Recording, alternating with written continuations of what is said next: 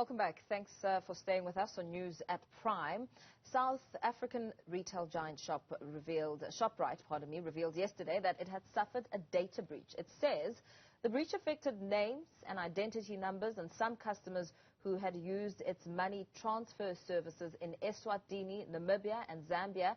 Joining us now to discuss the extent of the breach and how it may affect customers is cybersecurity expert Craig Rosewarne of Wolfpack Information Risk. A very good evening to you. Thank you so much for your time.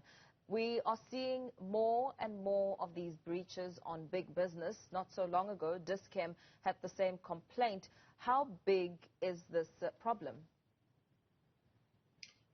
I mean, this is something that's happening now on a regular basis, a weekly basis in South Africa. So it's very, very concerning.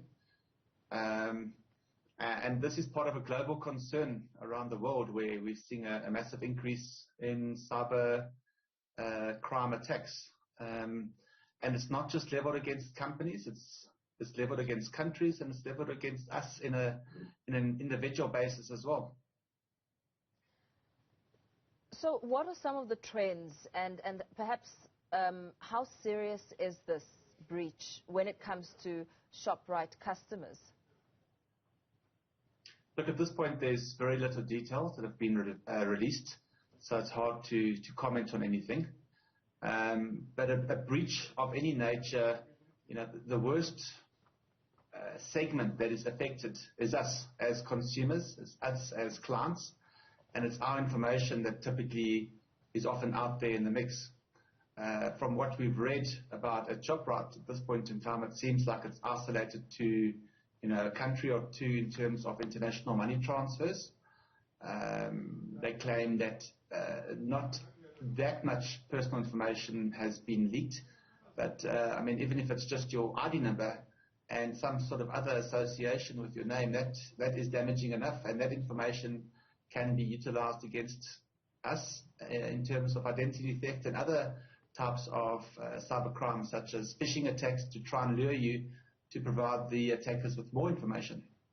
So how then should consumers protect themselves? Because someone's got your ID number, your name, perhaps sometimes your address.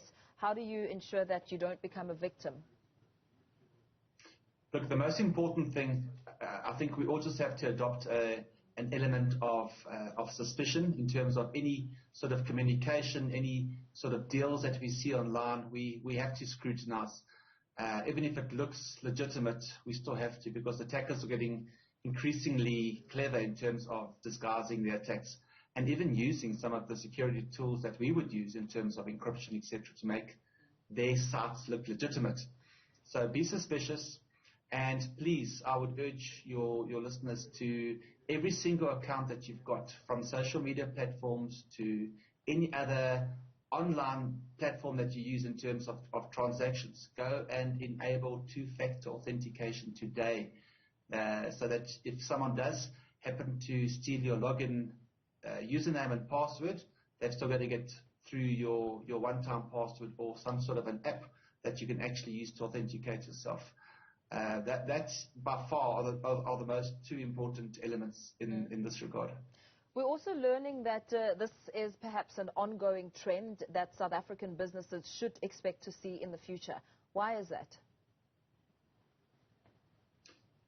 Cybercrime is incredibly lucrative. There's so many figures being thrown around, depending on which report you read, in the terms of billions, or some people are even now talking about trillions of dollars that are being stolen globally. And remember, it's not just criminals stealing information, it's also government stealing information for nefarious purposes as well. So it's a hot commodity, and this is not going to slow down. We're seeing more and more syndicates, opportunists getting involved in sort of a feeding frenzy in terms of trying to make a quick buck. And remember also, there's a whole underground economy that supports each other. So think about any normal business environment where you've got manufacturers and distributors and resellers.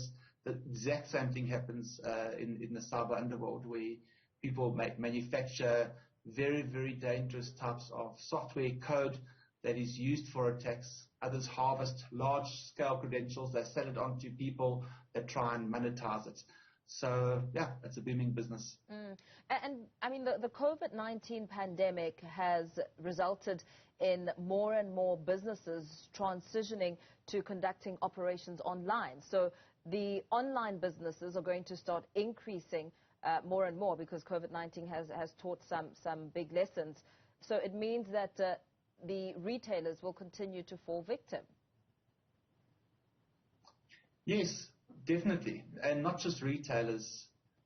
Any type of business now is being forced to use some kind of technology. And bigger companies are putting a huge amount of pressure on their suppliers to follow the trend in terms of adopting technologies if they want to remain a supplier. And although we haven't seen, the guts of what happened with Shoprite, I can, 80% guarantee that it normally is some sort of a third-party element where we're seeing this in most of the incidents happening in South Africa, where third parties that don't necessarily have good security or resilience or managing privacy, personal information well, often is a result of the client's brand and their customers being compromised. So, yeah, we'll watch this space. Yeah. What does it take for good security and resilience in terms of business?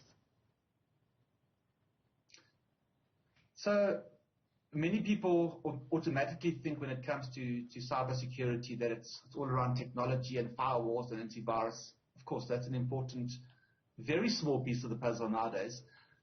You've really got to think about your people. You've got to think about your staff, your contractors, your third parties, who's got access to your information. And where is your information sitting nowadays? It's sitting scattered all over the world because we're all using various apps and cloud services and integrating with customers and suppliers, etc. And then the other element, which is very hard to try and manage, is companies will try and define some sort of a policy or standard, but it's the enforcing of that and it's the following proper process where people fall short. So the key word there is people is often the weakest link. Very well. Thank you so much for your expert advice. That was a cybersecurity expert, Craig Rosewarne, speaking about the breach that has now occurred within the Shoprite group. Up ahead, sport with